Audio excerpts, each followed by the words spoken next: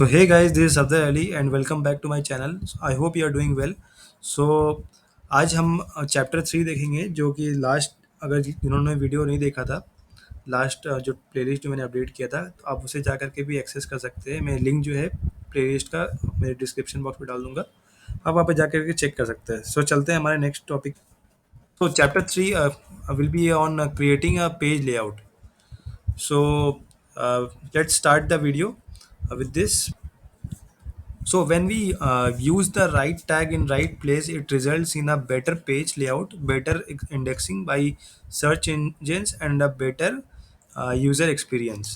So क्या होता है कि जब हम सही जगह पे इंडेक्सिंग जो करते हैं और पेज लेआउट अगर सही जगह हेडर रहेगा, मेन कहाँ पे रहेगा, अगर सब कुछ अगर अप्रोप्रिएट जगह पे रहता है अगर, तो वो एसईओ पे भी इफ़ेक्ट करता है और जो यूज़र एक्सपीरियंस होता है, जो यूज़र उसे यूज़ कर रहे हैं, उसके लिए भी वो जो है मोस्ट एक्सेसिबल होता है क्योंकि वो देखने में भी जो होता है, जो यूज़र उसे यूज़ करेंगे, उसका एक्सपीरियंस भी जो है बेटर रहता है।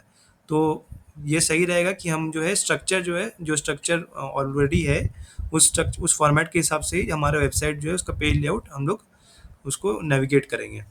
सो फर्स्ट हम लोग देखेंगे कि हेडर टैग क्या होता है। So header tag elements represents a container for introductory content और a set of navigational links.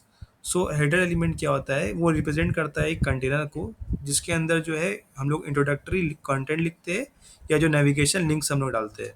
सो हमें इसे एक एग्जांपल से देख लेंगे। सो चलते हैं हमारे टेक्स्ट एडिटर पे। सो हम न्यू फोल्डर क्रिएट कर लेते हैं। फोल्डर का नाम डाल देते हैं चैप्टर 3। चैप्टर 3 के अंदर जाते हैं, यहाँ पर सी एम डी लिखते हैं। सी एम डी के बाद कोड डॉट,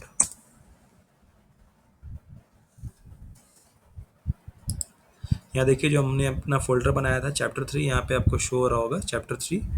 और एक न्यू फाइल क्रिएट करते हैं, index dot H T M L, index dot T M L. और यहाँ बॉयलर प्लेट से हम एमिट एब्रीविएशन जो इम्पोर्ट कर लेते हैं, यहाँ पे चैप्टर 3 डाल देते हैं टाइटल। सो लेट्स सी, हम लोग एग्जांपल देखते हैं।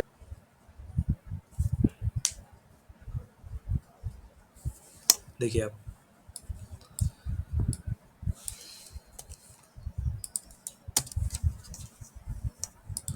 सो जो भी चीज़ हमने लिखा था, ये हेडर के अंदर जो भी हमने लिखा था, हेडिंग जो फर्स्ट था, आई हेडिंग ईयर, वो यहाँ आ चुका है। ये स्ट्रक्चर्ड है, पूरा जो फॉर्मेट है ये स्ट्रक्चर्ड है, जो कि यूज़र एक्सपीरियंस जो है बेटर भी करता है। सो ये पेज लेआउट हमारे बनाने के लिए जो है हेडर हम एग्जाम्पल से समझ पा रहे हैं। आई होप आपको समझ में आया होगा। So creating a page link is not necessary, but it creates a readable and structured layout. Also, they are useful for SEO. So search engine optimization. So हमारा next topic है HTML main tag. So the content inside the main element should be unique to the document, and it should not contain any content that is repeated across documents such as sidebars, navigation links, copyright information, site logos and search forms. सो जो main element रहता है वो हमेशा unique होता है document के लिए, और उसमें कोई भी जो कंटेंट होता है वो रिपीट नहीं करना चाहिए। जैसे side bar, navigation links, copyright information जो भी होता है, या लोगोज जो होता है, वो कभी रिपीट नहीं होना चाहिए। सो हम इसे एग्जाम्पल से देख लेते हैं। हमारे चलते हैं हमारे टेक्स्ट एडिटर पे। डॉक टाइप में हम जाके चेक कर लेते हैं मेन टैग जो है। सो आप देख सकते हैं यहाँ पर जो मेन एलिमेंट, देखिए जो भी चीज़ हमने लिखा है वो सब कुछ यूनिक है। और जैसे जो हमने H1 लिखा था, उसके अंदर जो मोस्ट पॉपुलर ब्राउज़र्स लिखा था, इसके ज़रिए जो हम लोग है मेन के अंदर में सब कुछ हेडर जो है, आर्टिकल है, वो सब कुछ हम लिख रहे हैं, लेकिन वो डिफरेंट डिफरेंट कंपोनेंट बना रहे हैं, एक में वो रिपीट नहीं हो रहा है। सो आई होप आपको ये समझ में आया हो कि मेन एलिमेंट कैसे काम करता है। सो जो बेसिक रूल्स है, जो inside the main tag we insert the following tags such as main, section, article, aside and how we close the main. So main जो होता है वो ओपनिंग टैग होता है, जैसे हम उसमें देख ही पा रहे थे। और सेक्शन क्या होता है, एक पेज सेक्शन होता है। पेज का जो एक सेक्शन होता है उसे हम सेक्शन से डिनोट करते हैं। और जो आर्टिकल होता है वो सेल्फ कंटेंट एलिमेंट होता है, इसके अंदर जो है पूरा एक तरह से कंटेनर होता है जिसके अंदर सारा जो कंटेंट है वो लिखते हैं। असाइड का काम होता है कंटेंट को असाइड करना, जो भी कंटेंट हम लिख रहे हैं उसे असाइड करने का काम करता है असाइड टैग। और मेन जो है स्लैश मेन, जो हम हमारे जो मेन का जो क्लोजिंग टैग होता है ये स्लैश मेन से हम डिनोट करते हैं। सो नेक्स्ट हम चलते हैं जो हमारा H T attribute is we can put any content inside an anchor tag and like such as images, headings are also allowed। एंड जैसे हमने पहले भी देखा था कि एंकर टैग का एग्जांपल हमने देखा था पहले भी, और लिंक उसमें कैसे ऐड करते हैं वो भी हम एक बार चेक कर लेते हैं। तो जैसे आप देख पा रहे हैं पे लिखा है बॉडी के अंदर में हेडर डाला है, यहाँ पे हेडर टू डाला है, और यहाँ पे एक पैराग्राफ बनाया है, और यहाँ पे मैंने एक लिंक डाल दिया है जो कि हेड के अंदर में ही है। सो नॉर्मली जो हम लिंक डालते हैं जो भी, जैसे कोई style dot C S S अगर बना रहे हैं जो कोई फाइल, और उसका अगर हमें लिंक डालना है तो यहाँ पर आप डाल सकते हैं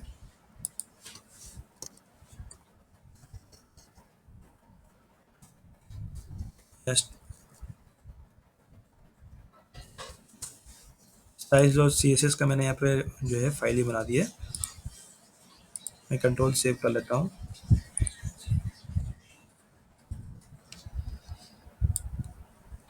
देखिए यहाँ पे वो लिखा हुआ आ रहा है, I am formatted with a linked style sheet. अब जो है एक और मैं एग्जांपल समझा देता हूँ, जैसे कि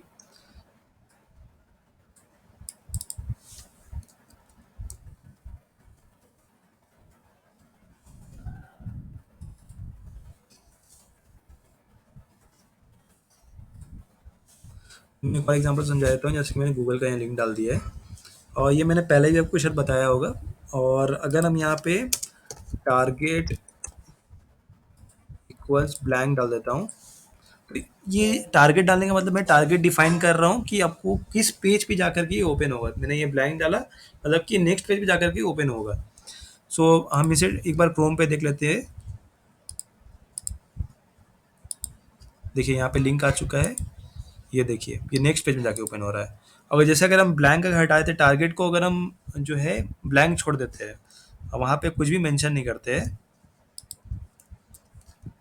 लेट्स सी यहाँ पर देखते हैं एग्जांपल से।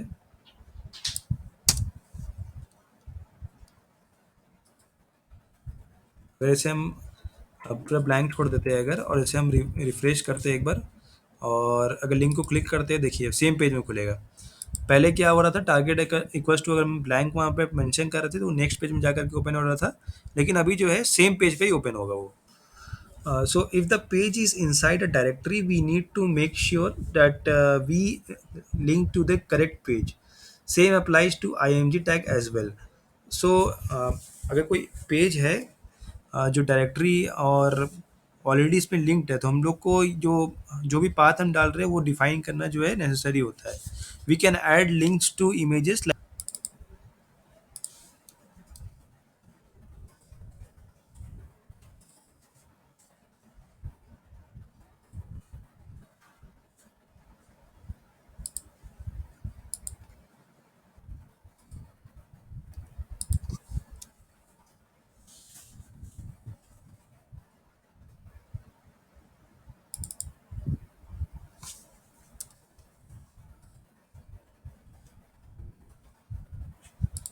जैसे आप देख सकते हैं, मैं इमेज कॉपी कर लेते हैं यहाँ पर।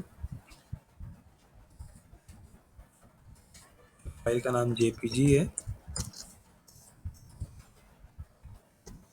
कंट्रोल सेव करता हूँ। चलते हैं हमारे साइट पे।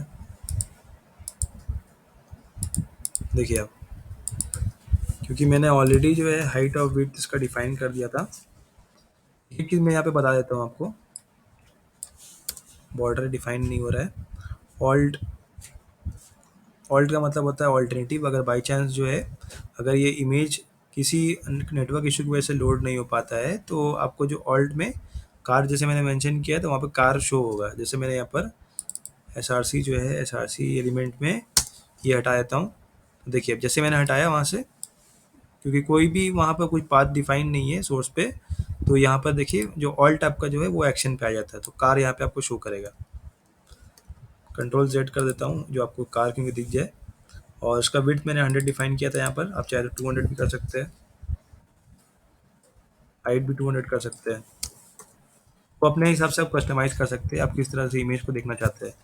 सो आई होप आपको जो है इमेज एलिमेंट भी जो है आपको समझ में आया होगा। नेक्स्ट चलते हैं हमारे जो नेक्स्ट टॉपिक पे, जो HTML div tag है। So the HTML div tag is often used as a container for other elements div, and it's a block of a label element, and it always takes full width.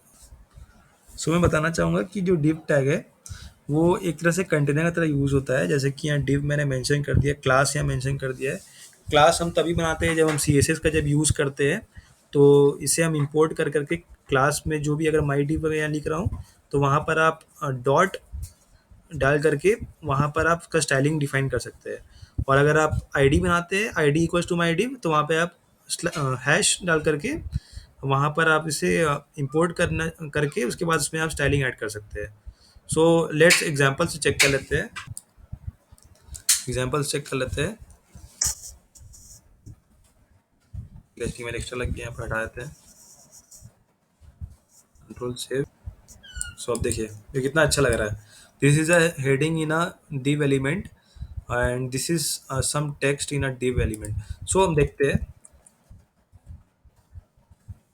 Code से समझते हैं। देखिए मैंने यहाँ पे जो है स्टाइलिंग ऐड किया है, यहाँ स्टाइलिंग ऐड किया है। स्टाइलिंग कैसे ऐड किया है, क्योंकि मैंने यहाँ क्लास बनाया था एक माई div, और उसके बाद मैंने जो है यहाँ पर स्टाइलिंग ऐड कर दिया है।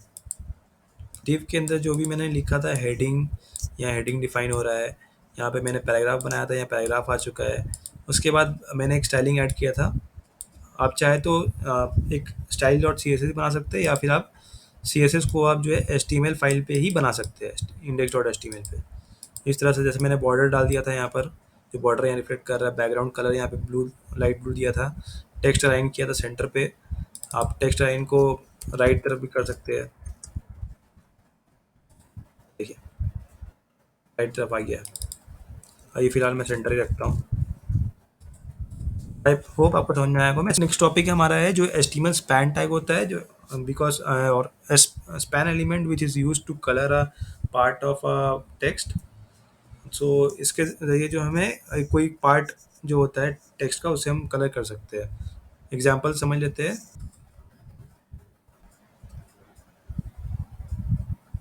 सो स्पैन आप देख पा रहे हैं, मैंने एक पैराग्राफ बनाया था, my cat has blue eyes.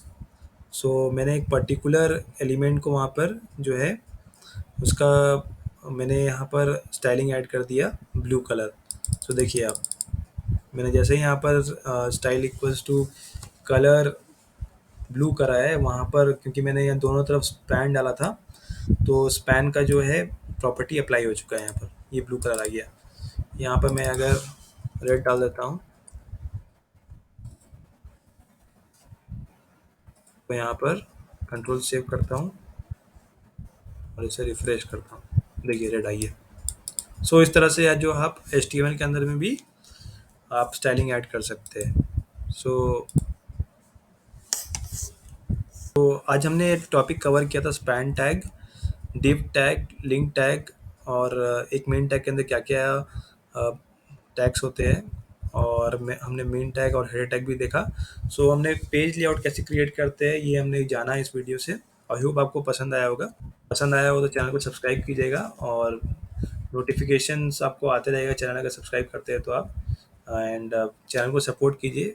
I hope मैं इस चैनल पे रेगुलरली वीडियोस जो अपडेट करता रहूँगा, ताकि आप भी HTML सीख सके। और थैंक यू एवरीवन।